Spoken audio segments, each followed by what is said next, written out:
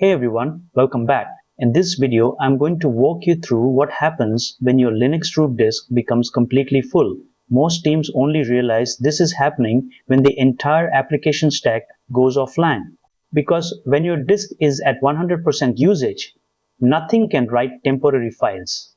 Logs stop rotating, and even basic system commands can start failing. This is a critical failure state that every system administrator and DevOps engineer will eventually face. Let us break down the internal mechanics of a disk full event and exactly how you can recover your services without a hard reboot. This is a situation that requires precision, so follow along closely.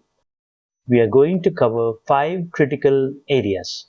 We will start by examining the immediate consequences of hitting capacity, identify the hidden sources of disk bloat, walk through safe recovery strategies, look at automating log management, and finally discuss reserved file system blocks.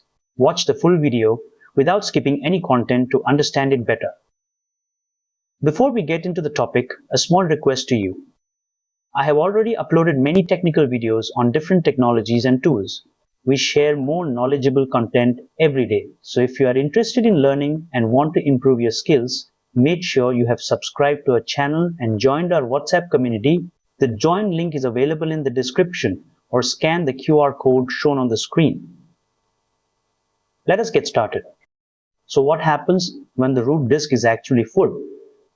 It is not just that your application stops working.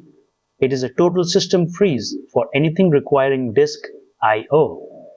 Databases like Postgres or MySQL will immediately crash because they cannot commit transaction logs to disk.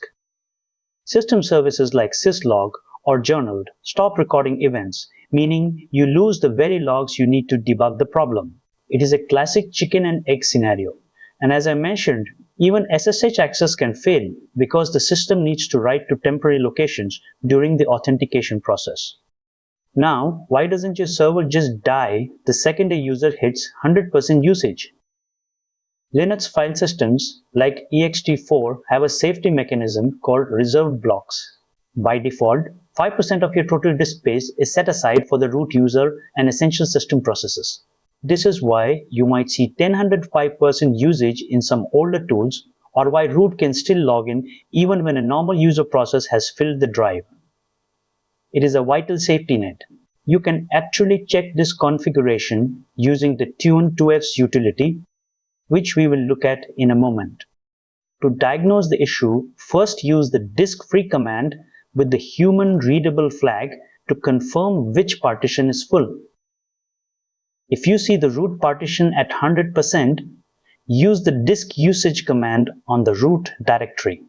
We used the toRedirect null flag to ignore permission errors on system folders that you cannot read, and we piped the output to sort to find the largest directories quickly. As you see here, the root partition is totally exhausted. By running the disk usage command, we identified that the var directory is consuming 18 gigabytes of space. This is a common pattern in production where log files or package caches accumulate over time. Once you identify the path, start by clearing non-essential data. Run apt get clean to remove downloaded package archives. Then, use the journalctl command to shrink the system journal logs to a specific size. This is often the fastest way to reclaim space without deleting actual application data. After running those commands, you can see we have freed over 4 gigabytes. The disk usage is now at 75%, which is much safer. Your services should now have enough overhead to restart and function normally. Sometimes you delete a massive log file, but the disk space does not return. Why? Because a running process still has a file handle open to that deleted file. You can find these phantom files using the lsof command with the +L1 flag. The file is gone from the directory, but the process is still holding onto the blocks. The fix is to identify the process using that file and restart it. Once the process restarts, it will close the file handle and the file system will finally release the blocks back to the available pool. Never delete files while they are actively being written to, if you can help it. Let me share a real-world scenario. A logistics tracking platform processing 500,000 shipments a day experienced a total database node crash. Their root partition hit 100% because their engine's logs were never configured for proper rotation.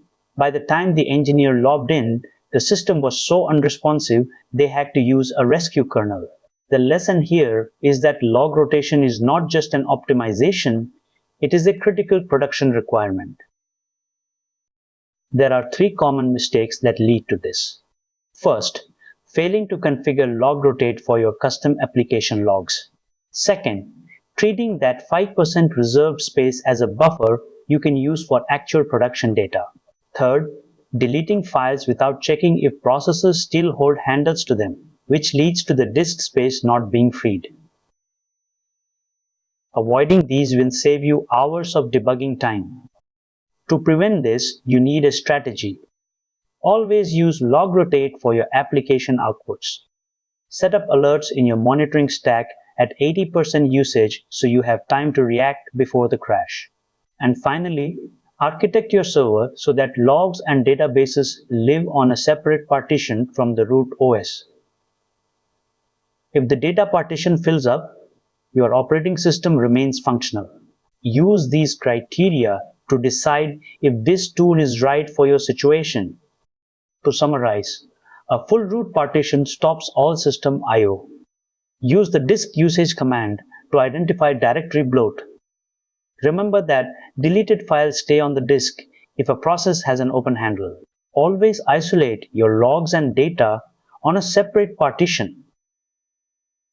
And finally, rely on reserved blocks only for emergency access, not for daily operations.